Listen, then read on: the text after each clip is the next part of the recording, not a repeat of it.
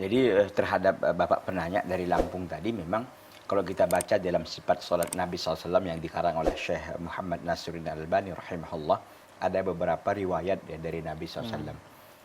Yang pertama itu dikatakan Subhana Rabbil A'la. Ya, itu kita baca 3 kali atau lebih. Tapi kalau kita menggunakan Subhana Rabbil A'la wa bihamdihi itu 3 kali.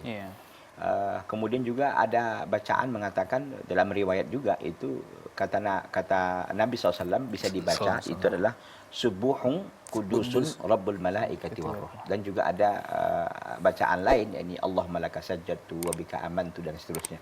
Jadi intinya bahwa ada alternatif lain yang semuanya itu ada riwayatnya dari Nabi SAW yang bisa kita baca ketika kita sedang sujud. Tapi saya mencoba memahami yang dari pertanyaan Bapak tadi itu. Sepertinya beliau menanyakan apakah ada doa-doa.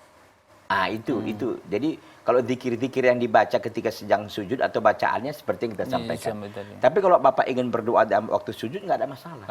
Ya, walaupun itu terambil dari Al-Qur'an sendiri. Karena memang ada larangan ya dalam ketika kita sujud dan rukuk tidak boleh membaca Al-Qur'an.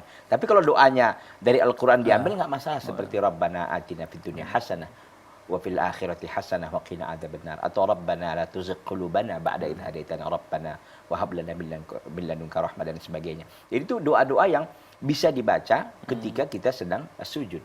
Demikian. Jadi intinya bahwa kalau Bapak mempertanyakan zikir-zikirnya banyak yang bisa dipilih. Kalau memang Bapak mau nambah doa ketika waktu sujud juga dibolehkan. Wallahu taala.